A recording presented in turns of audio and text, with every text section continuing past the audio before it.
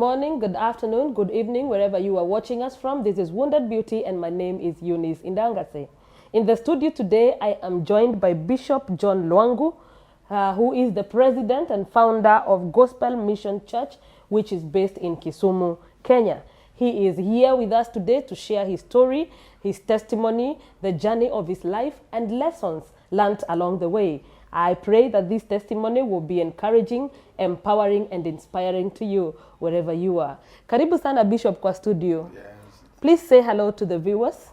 Yeah, I greet you all that you're watching on this interview. My name is Bishop John Lwangu.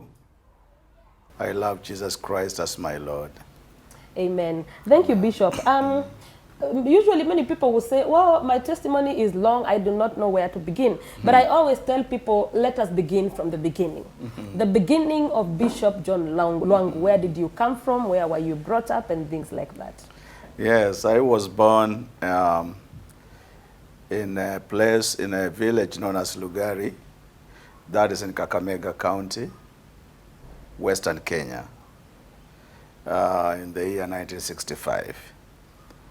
And I lived in that village. I went to school in the same village.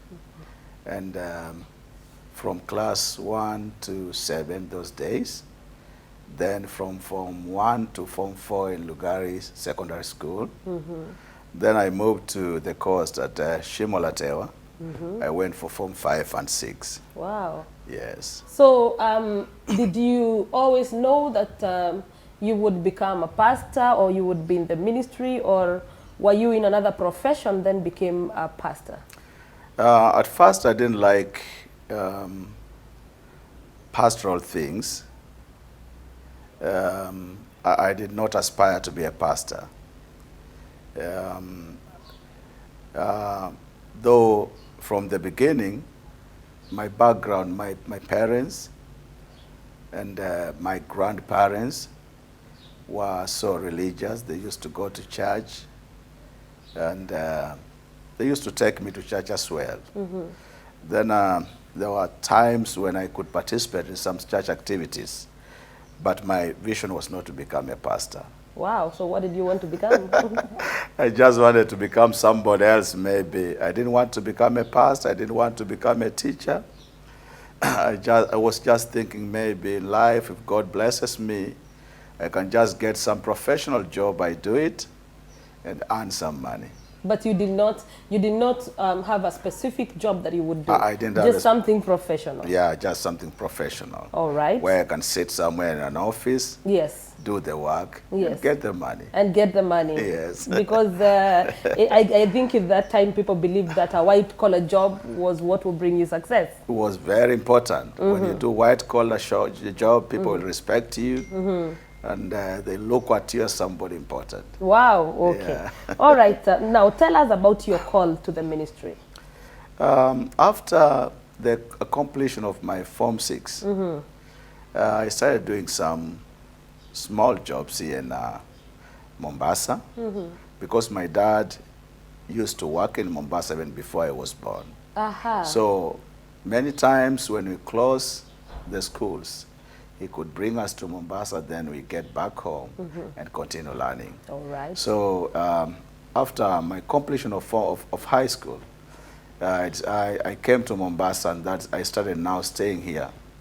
And I started working. I worked with a certain company known as East African Packaging, somewhere this way in this town.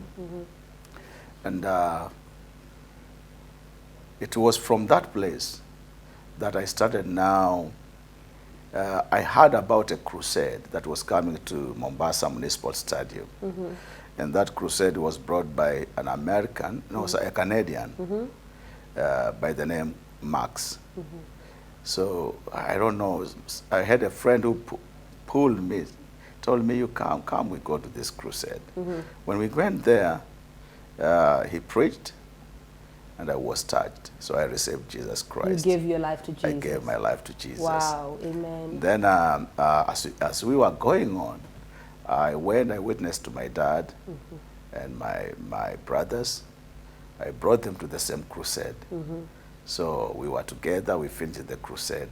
Now I started developing some passion for God, just for God. Yeah. Wow. And then from there, now you found yourself in a church and growing in desiring to be. Yeah, now from there, my dad used to be a truck driver, these big truck drivers. So he had somebody to work with, a ton boy. And that guy one time told my dad, oh, I have my pastor. He lives in Likoni, and this guy prays. So they brought in some people from Likoni to come and bring some prayers to our house in Magongo. We used to live in Magongo. Okay. And when these people came, they prayed with us. They were from a Pentecostal church. It was known as Pentecostal Holiness. So they prayed with us, and lastly they told us, but we have somebody in Likoni, a certain guy known as Maisha. He prays more.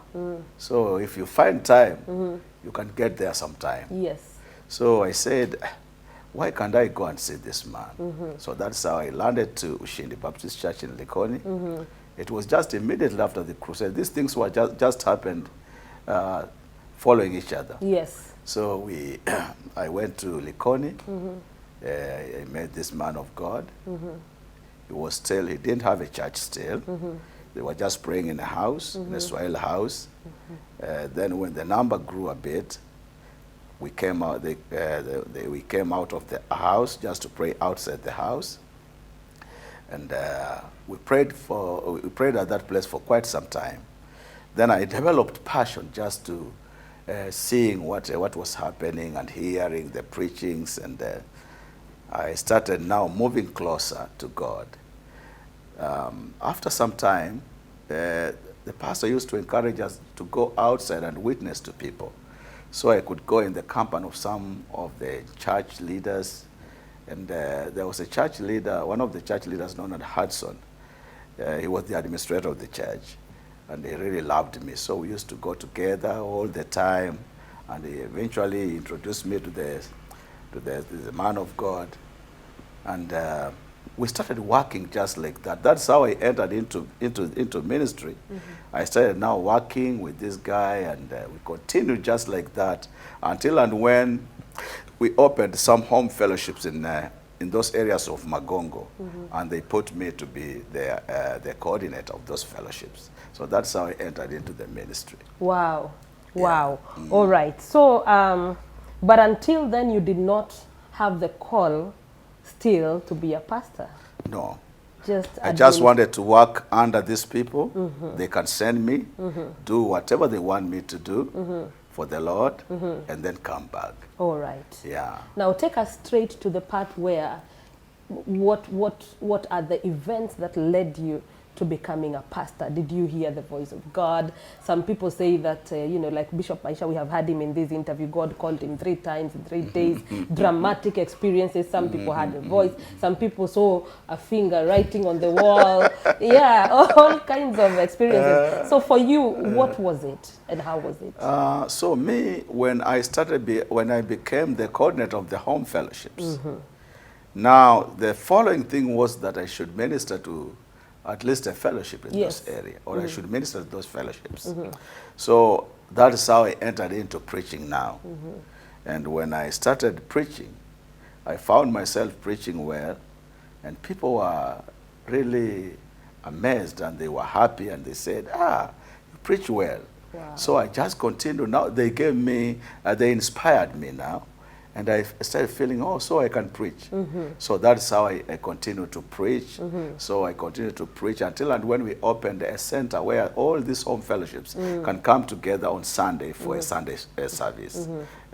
And that is how now I became one of the preachers. So I continued to preach, and I found, so God wanted to use me. Yes. So I can serve the Lord, I can preach, you see? And I continued just like that. And now the passion had developed in me that let me now work for the Lord. Yes, full time. Full time. So then you became a full-time pastor. Just a full-time pastor. Yes. Which year was that? That was around 80, 86, 87. All right, so that's, you know, some years back. Some years back. From that time, when now you decided in your heart, let me become a full-time pastor, serve God full-time, and you became a pastor. And up to this point now, where you are actually a bishop, a founder and president of your own ministry, I know that there are many things that you must have gone through, ups and downs, victories and challenges. Please share with us some of those freely that have continued to confirm to you the faithfulness of God. Points when you have almost given up, but then again remembered, you know, the first decision that you made. Those are the things that we like to share and our viewers like to hear so that they can encourage and inspire somebody somewhere. That's right. Yes. From 1986, when I became a pastor, I had done the evangelism work for quite some time, because, you know, home fellowships are meant for outreach. It's an outreach mission of the church. So I continued to serve God, and when I became a pastor in that center, church center there, I continued just serving God. It is very interesting that I didn't get any salary at the moment, from 1986 up to 1994. So how are you surviving? My survival was just God. And I remember there was a time when the bishop, the man of God, asked, this young man is just working for the Lord. He's not getting anything. How can he survive? Because my dad used to support me a bit. And someone in the meeting said, oh, this young man, his dad has so many houses in those areas of Magongo, and he's an administrator, the administrator of those houses. So he doesn't need money. And then they discussed and said, but if we leave him just to work like this, and he's so instrumental, he might decide one time just to leave. So they said, why can't we give him just something small? So they decided to give me 1,000 shillings. And those days I used to pay, the room where I used to live, I used to pay 1,000. 1,000? 1,000. Per month? Per month. and in that same 1993, I happened to marry. I happened to wed in the church. So I had a wife now. And 1994, I had my firstborn. And now they're giving me 1,000. It is quite a challenge. And you know, in 1989, because of my hard work, the bishop decided to make me the manager of his crusades. Wow. And all evangelism in all over the country. So I could go everywhere in this country, organize crusades, and then he comes and preach. So we could start from here, go to Nairobi, go to Western Kenya, all over, all over. If you go to this country where there is a Baptist church, you ask about my name, they will tell you they know me. Wow. Simply because of those crusades. Because I used to go work with Baptist pastors and other pastors from those cities, from those areas. And that is how things were happening like that. So in 1993, I got married. 1994, I got my firstborn. And I continued. I was doing both being in charge of evangelism as the manager or director of evangelism and missions. And coming back this way, I'm a pastor. Wow. And I was I didn't feel like it's a burden to me. I just enjoyed doing the work. Yes. Irrespective of what I was getting. Yes. However little it was, but I just continued to serve the Lord. Because at the back of your mind, it really wasn't about the money. No. And even at the time when you were serving, it is not you that went and said, look, I have children, I am married, I have a house, but it is them who sat and said, it was just the discussion. Let's give him 1,000 shillings. Because for you, it was more about, enjoying serving God and what you were learning. Wow. What do you think is happening today with our young people and pastors in churches? You have to discuss salary first. Our young people today are in trouble. That's right. They think serving God is making money. Serving God is becoming someone big in the family or in the area. Or they feel serving God is enjoying. And I want to challenge you, that's not the thing. We should always serve God from our hearts. We should give our hearts to God and serve Him diligently from our hearts. Because if we put money, the fact of money ahead of us, then that will not work. And many of them are failing because they have put money in front and they think money. So when money doesn't come in, now they can no longer work. So anytime they will come, they want to negotiate. How much am I going to get? But anyway, those were our days, and I didn't feel offended in any way. I just felt I had the passion to serve God, and I knew that God would bless me.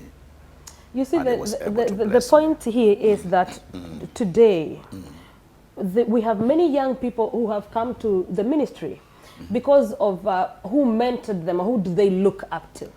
And the truth is that in the society as well as in the church, we are in short of mentors, proper mentors.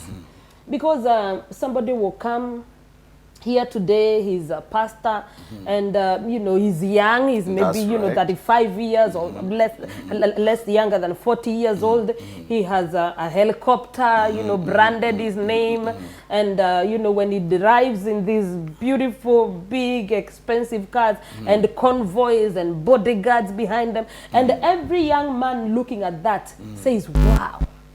I want also to become a pastor. I want to, if that is a calling, then I have the calling. And so they becomes a pastor, of course, and you know, as a result, we continue to hear things. People faking miracles, false prophets everywhere. And I think the church needs to wake up, the church needs to rise up. And I don't know what you can say, especially because the people who have the real calling, it is difficult now to distinguish them, because the church, the image of the church, the picture of the church is no longer what it used to be.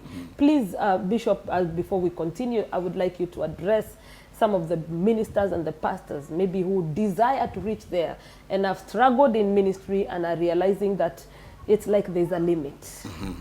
And they are in the verge of giving up. Because when they look at others, hata kama ni wewe Bishop, this is a young person here, 30 years old. Tayari yako na magorofa, yako na jina lake, tayari yako na, you wonder, kwani wewe, what God are you serving? Is he not hearing and you are praying the same God? Please talk to such people. Yes.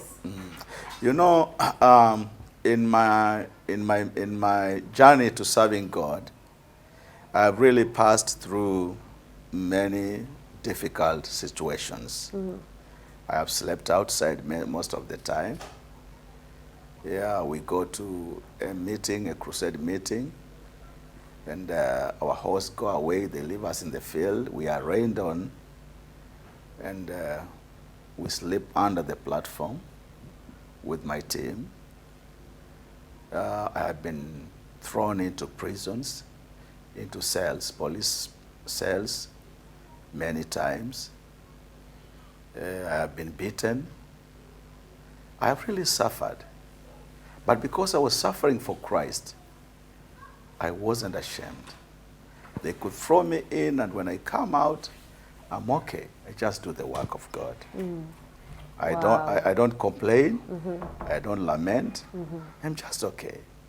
So Jesus was very clear about our callings. He said there are three people. People are called in three ways. Some call themselves into the ministry. Just as you said, they see how some ministers are so prosperous, and then because of that, they admire to be like those other ministers, the prosperous ministers. And when they come into the ministry, They come with the agenda of getting money and making money and becoming so prosperous so that they can have big vehicles and big life, you know. Such people will not get far because at the end of the day, they will be known by their own fruits. Jesus said that. Number two, there are those people who are made by men to be servants of God. They are not servants of God. God has not called them, but men will make them to be servants. Those who have been made by men will also serve, not because they have a calling in them, but because they have been made by those men. Again, their ministry is short-lived. But there are those that have been called by God himself. They have that passion in themselves. When they serve God from the bottom of their hearts. Whether they get anything or they receive anything or they don't, they know they are serving God. They are making their treasure in heaven. And they know one time God will bless them at his own timing. Wow. Praise God. Wow, wow. So this is what we are supposed to be. To be called by God. You have the passion for God. You have the passion for his ministry. You serve him diligently from the bottom of your heart. Come rain, come sunshine, in season and out of season. You are just serving. Wow. Praise Amen. God. Wow. Even when some people are overtaking you and becoming big, don't worry about them. You know, if we were on the way traveling, and your car was going slowly, and some other cars come from behind and they overtake you, you will definitely arrive where they're going to at your own time. So it's better for you to continue with your journey according to your pace, so that you arrive to your destination. And in fact, when you go slowly, you'll be more careful. You'll be more safer, irrespective of those who go very fast, and maybe they can enter into an accident and perish. Yes. I have seen so many people, he overtakes you, you go ahead there, you find him, he's finished. That's true. Yeah. That's So let us be ourselves. Let us serve God because we have the passion for serving God. Let us serve God because we have a calling. When you have a calling, the calling will remain. Miracles, if you have gifts of miracles, wonders and signs, they can go away. But once you have a calling, the calling will not go away. Wow. It will remain with you. Wow, wow. Yes. Thank you very much, Bishop. Now, looking at you now and where God has placed you in ministry and listening to you in this interview, talk about things that you have been through. It is difficult to believe that it is the same person. So you're saying, I have been in prison, and I look at it and I say, you, Bishop? Yes. Yeah. Well, would you please share with us some of the experiences that you have been through, maybe one or two, where you feel that this was really big, this was really bad, I didn't think I'll get out of it? There was a time in 1989, I left here with a team of evangelists, about over 100 of them. We entered the train, the passengers train here in Mombasa, that class. You know, that class is for poor people. Okay, that's like the economy. Yeah. But it used to be so dirty and stinky. I never got in that train, but I've had stories. It is congested. So we entered the train and we were going to Western Kenya for ministry for 30 days. Wow. And we were going to different places. We wanted to start in Butere, Mumias. Then we go to Butere, then we go to Mumias town. Then we come to Kakamega. And then we come to Mbale, Vihiga. And then we finish in Serem, where that was the home of our bishop. So when we left here, we traveled. You could enter the train here in the evening and arrive in Nairobi the next day morning. So we arrived in Nairobi the next day morning. Now the train has to, for you to board another train to Butere, to Kisumu Butere, now you will board it at 3 in the evening. So you have a lot of time just to stay in Nairobi. And then one of the elders that we were traveling with, called Titus, told me, oh, My sister lives in Makongeni. Makongeni is just in the railway quarters. Why can't we go there? We take a shower, we get something to drink, and you escort me there. Then we rest a bit, and then we come back for the for the other trip now.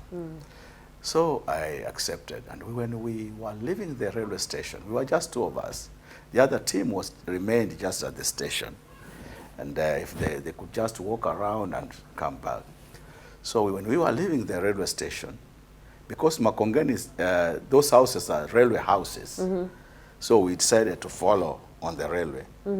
Just going ahead a bit, we saw some people with coats running after people and grabbing them. We didn't understand what was happening.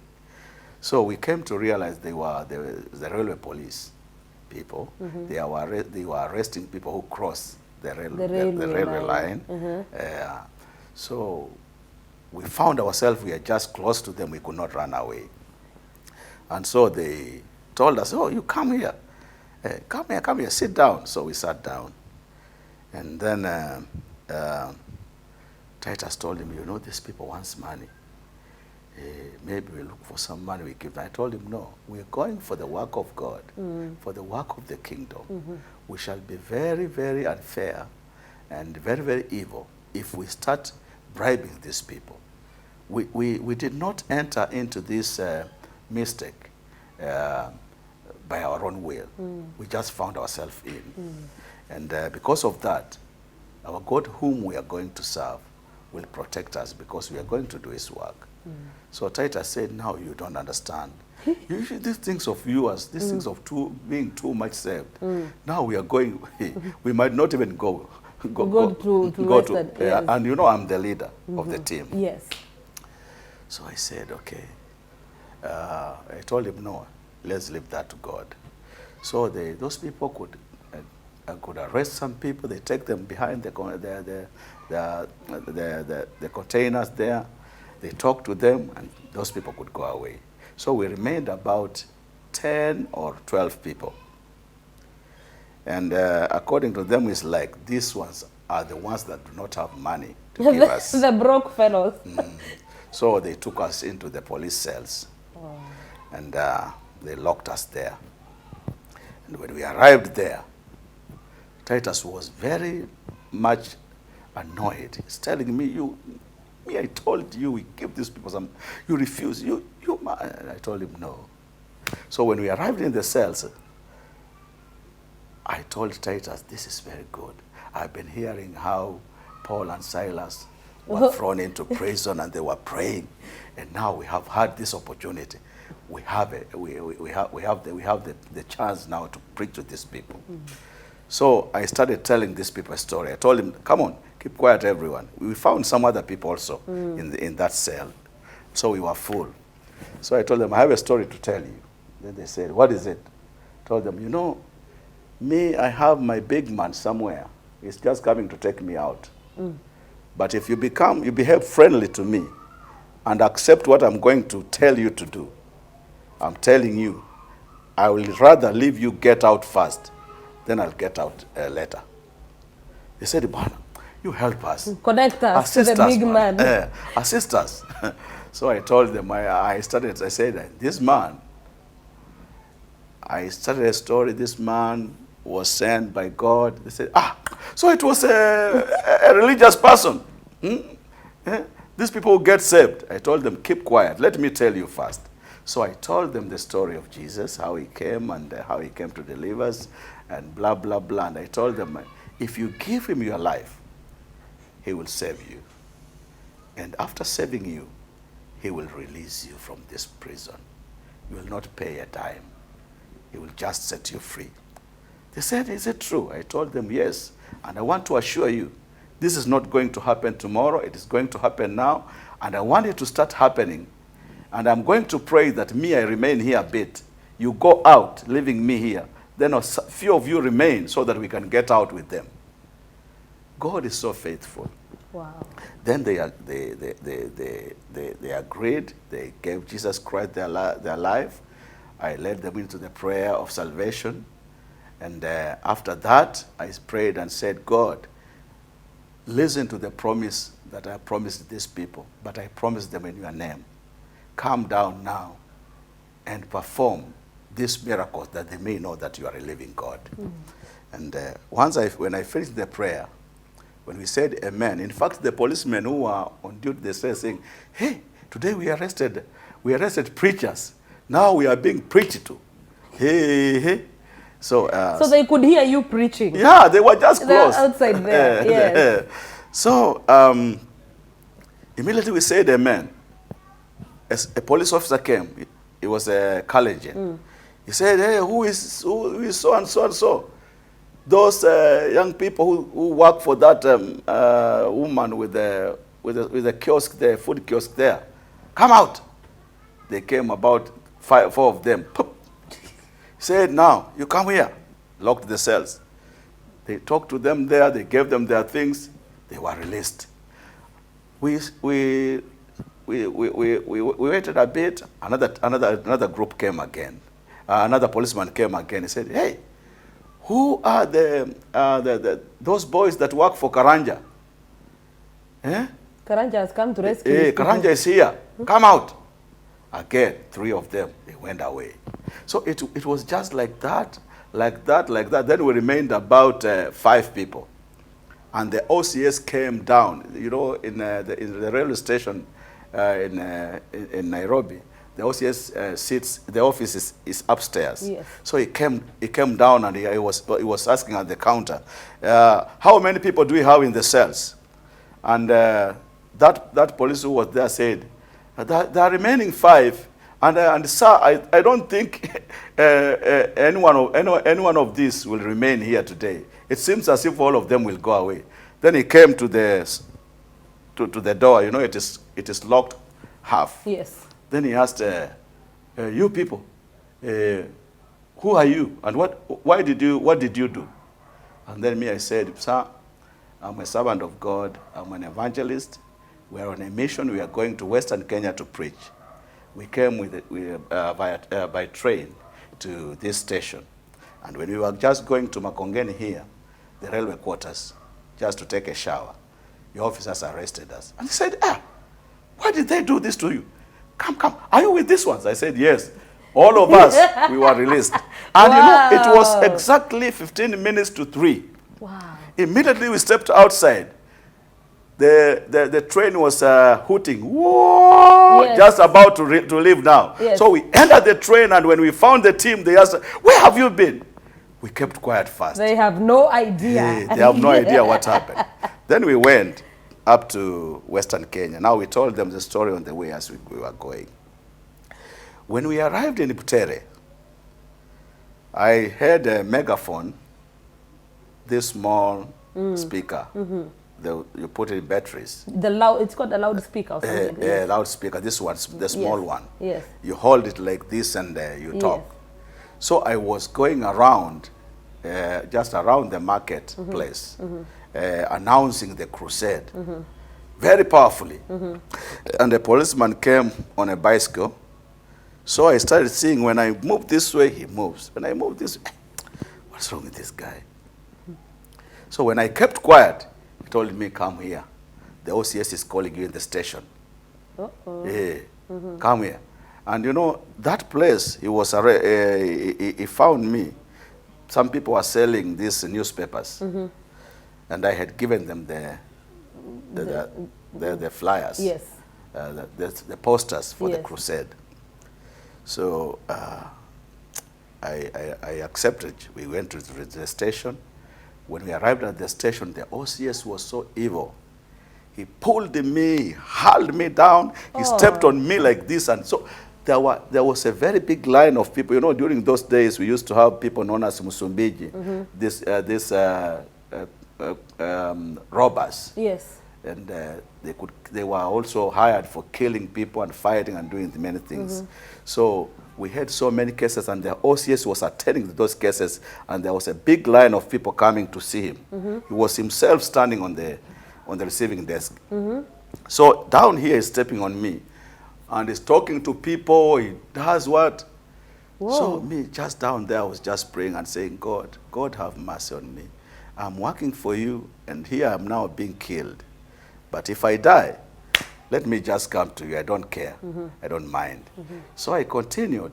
And something funny, Bishop Maisha had come, and he had he decided just to come and pick a newspaper. He came in the company of the Baptist pastors from there in a small car. So he came, he said, let me pick a newspaper. Then there is a certain magistrate who used to be our member in Mombasa. I greet him here. So when he was picking the newspaper, those people looked at the posters and they saw this picture looks like this man. Yes. And they told him, hey, are you Bishop Maisha? He said, yes. How did you know? He said, are you the one? They said, yes. Your person has been arrested. He's in this police cells. He has been taken to the police station. Do you see how it happened? So he came there with this group of people. And he just came, he passed everybody with this contingent of pastors. They came to this man and he asked this man, where is my person? We were I had one young man from those areas. We were arrested together. Where are my boys? And this one asked, told him, why are you doing this? And you see, I'm also attending other people. Who are you? And he told him, you know, me, I stay at Matalanga's place. You know, we used to have a PPO known as Matalanga. Eugenia knows him. And he told him, you know, me, I stay at Matalanga's place. And I don't understand why I come to preach to you people so that we can reduce these problems, and you are arresting my people. What wrong have they done? So when that man heard about Matalanga, and they know Matalanga is a chief of police, he said, hey? So because you know our boss now, he said, no, I'm just asking you. He said, okay. You people, you brag because you know big people. Anyway. Is he stepping on you? Yeah, he's talking and stepping on me. Oh, my God. Then he said, anyway, let me release them. So he came out of me, and then I woke up from there now. Yes. Then we went out, and we talked to Bishop and those pastors. I didn't tell them what was happening, what he had done to me. Then we continued announcing.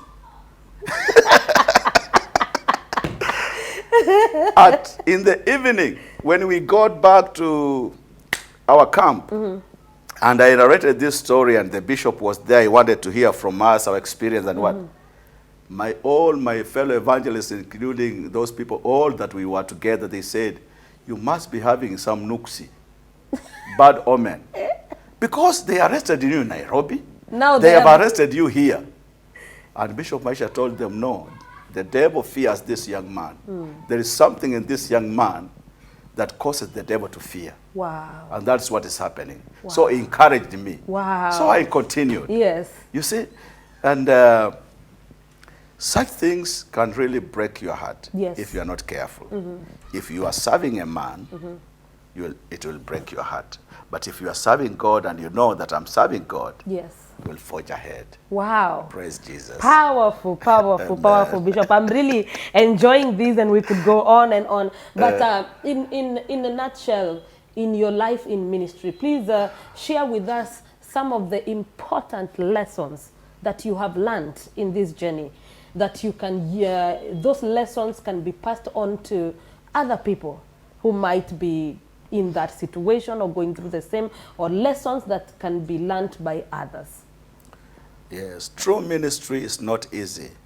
True ministry must be accompanied by temptations. There are hurdles on the way. When you decide to serve God, you become an enemy of the devil, and he will fight back. He will try to detract you from the way. He will try to obstruct you so that you don't move forward. Sometimes the ministry will go down until and when you say, oh, now it is finished. But the way Paul told the church in Philippians, that when we are serving God, we are walking in these three phases. The first phase is the power of of his resurrection, the resurrection of Jesus. When Jesus was resurrected, it was so powerful. The stone was rolled away from the tomb, and the earth shook, and the soldiers fell down. And that was so powerful. Then from that phase, you go to the next phase. You share in his sufferings. You must be ready to share in the sufferings of Jesus Christ. Don't be a minister and think that you'll always enjoy and live good life and just feel good. There are things that will come that will bring you sorrow. They will cause you to feel like you are finished or you cannot make it, but you need to forge ahead. You need to be ready to share in the sufferings of Jesus Christ. And Jesus himself said, if anyone wants to serve me, let that person pick up his own cross and follow me every day. Wow. And he said, if anyone does not pick up his own cross every day and follow me, he doesn't deserve to be my servant. Praise God. Amen. So you see, if you know this, now, when these things come, you just rejoice in them because you know what is the phase where you are now. And then the third phase is being likened to his death, being conformed to his death, to the death of Jesus Christ. He died. Paul says, I'm dying every day for the sake of Christ. Because there are so many things that will come and kill your heart, kill your spirit in you. You feel like, oh, today I'm finished. But I want to tell you, that is just a stage. And from that stage, you'll simply go back to the first stage, the power of his resurrection. You'll resurrect again and people will say, hey, we thought this man is finished. This sister, this pastor is finished. This sister is finished. This brother is finished. But you see, he has just resurrected because this is something that will go on and on and on until and when Jesus comes back. So everyone who desires to be a minister of the gospel must accept to walk in these three stages. The first stage, let him enjoy the power of Jesus' resurrection, because many good things will happen. He will feel joyous. He will make breakthroughs, and he will feel great in the Lord. But he must know after this stage, he's going to the next stage, the sharing of his sufferings. He has to accept, you have to accept to share in the sufferings of Jesus Christ. He was beaten. Be ready to be beaten because of him. We people have been beaten many times. You see, we have been stoned, but we continue serving the Lord. People, even if they don't beat you physically, they will beat you with words of their mouths. They will stone you with the words of their mouths. You see, they keep on doing that. Then the other stage, being conformed or being likened to his death, you must be ready also to die for Christ. And when you die for Christ, definitely you'll resurrect for him. Wow. And you'll continue. Wow. Yeah. Wow. Yeah. Thank you very much, Bishop. Yes. Your testimony is powerful, and I know you have just told a little bit of it. Yes. We did not go into details because of, again, our time in the studio. Yes. But I pray that you have heard the testimony of our Bishop, his life in ministry, and some of the experiences that he has gone through. We pray that this will inspire you and encourage you. If you are in ministry, one of the things that he's telling us is that do not give up. But for you not to give up, then you must be 100% sure of who it is that has called you in ministry. And he has talked about the ways, different ways. Some people have been called by money. They have come to the ministry because of money. They have seen maybe a rich bishop somewhere, a rich pastor somewhere, and they think that by becoming like them, they will become rich like them. Others have been called by people. People say that you can make a good pastor. The way maumbile yako, you look like a pastor. And then they decided to become pastor. And then he talked about the people who God has called, set apart and chosen for ministry.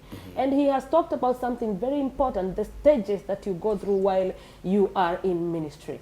So once you have realized and learned those things, then no matter what level you are at, no matter what stage you are in, if you are in the sharing with the suffering of Christ, you will know that joy joy is coming in the morning. Yes. And when joy comes, then you will have testimonies of victories. David at one point says, then my head shall be lifted up above my enemies, and I will sing a new song to the Lord.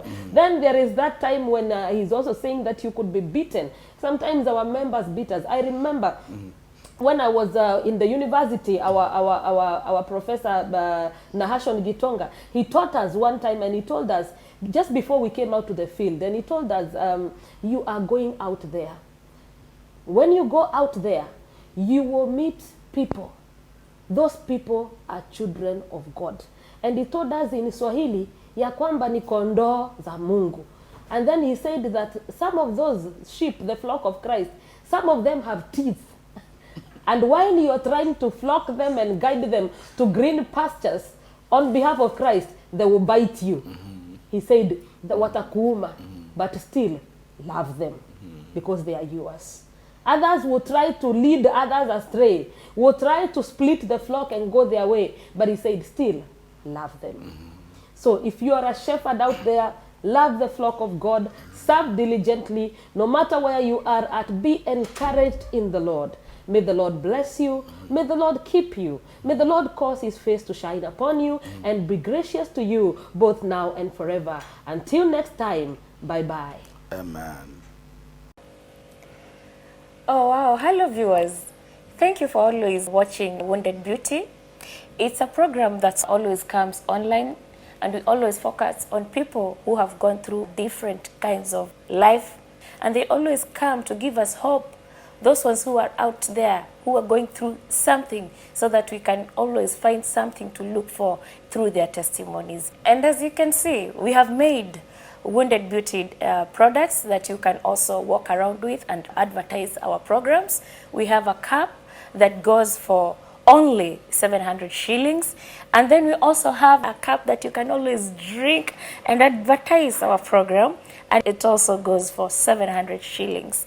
And we also have a t-shirt that you can wear any time of the day, during the weekend, in the morning, when you're working, for only 1,000 shillings. Order them online on our Eunice N Indangasi. And don't forget to subscribe for more testimonies that will be coming to you live every Tuesday from 8 p.m.